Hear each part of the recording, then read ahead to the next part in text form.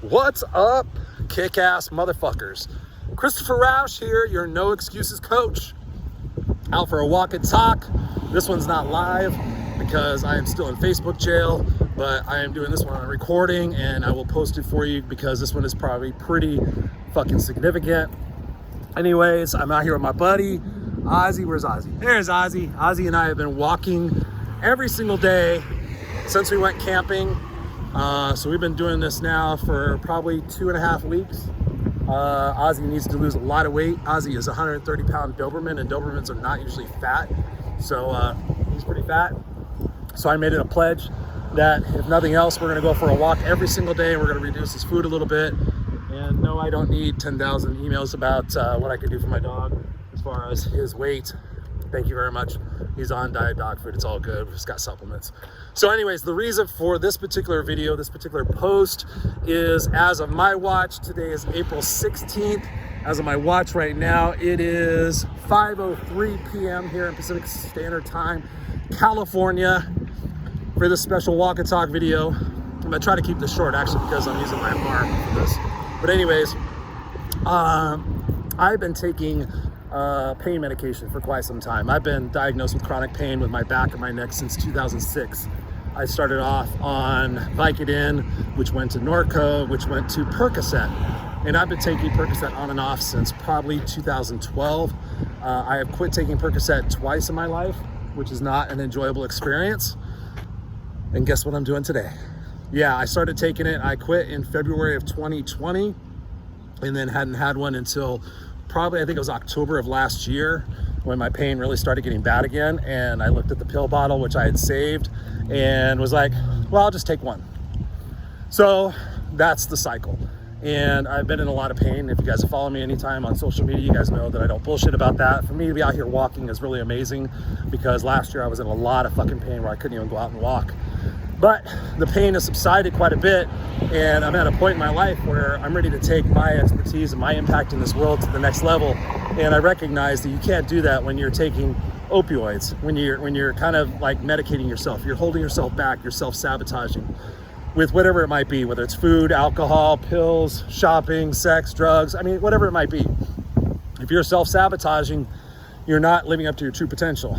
And my true potential is way better than it is right now. And I know that I'm being prepared for something amazing and great with this book that I'm writing called It's Just You and Me, Kid. It's a story about me and my mom and our journey about being homeless and going through lots of stuff together, let's just say that, to be the man I am today. And so I'm clearly aware that I'm going to be rising to the occasion more than ever. And if I'm not in a lot of pain, then I shouldn't be taking these pills. But at the same time, once you're on that roller coaster, once you're on that every 4 hours, I want to take this pill. Oh, it's 10 o'clock, it's time to take a pill. Oh, it's 2 o'clock, it's time to take a pill. Oh, it's 6 o'clock, it's time to take a pill. And your body depends on that. That's the more fucked up part of it. It's not that I'm really addicted to it, it's my body is. It's my body says, hey, Chris, it's time to take one. So today, I've been pondering it for a couple of months now. Well, not a couple of months, probably more than a couple of weeks. Thinking like, you know, I'm really ready to do it. I got so much stuff coming up.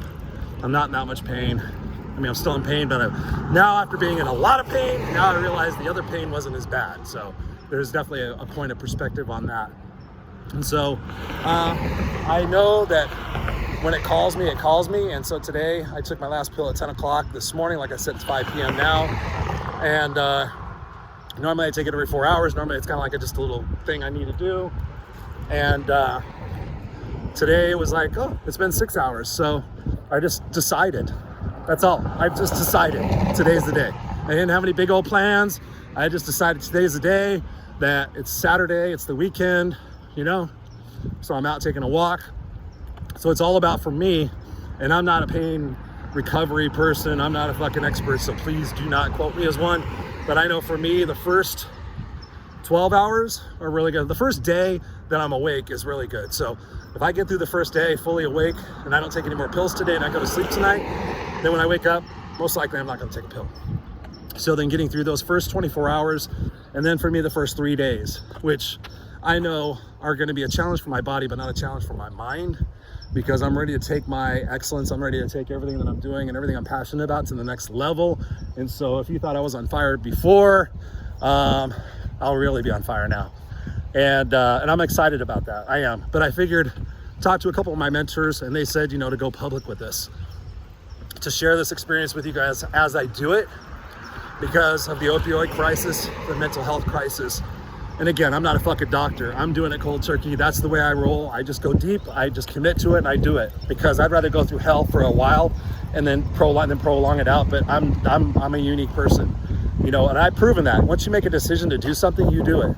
In my book, you fucking do it. There's no try. You just say, I'm not going to do it anymore. I'm not going to pick up the pill bottle anymore. I went in my office, truth be told, before this walk, I went to my office and I took both pill bottles and I put them inside an army cabinet. You know, it doesn't have like a lock on it or anything, but I put it inside the army cabinet. Hello.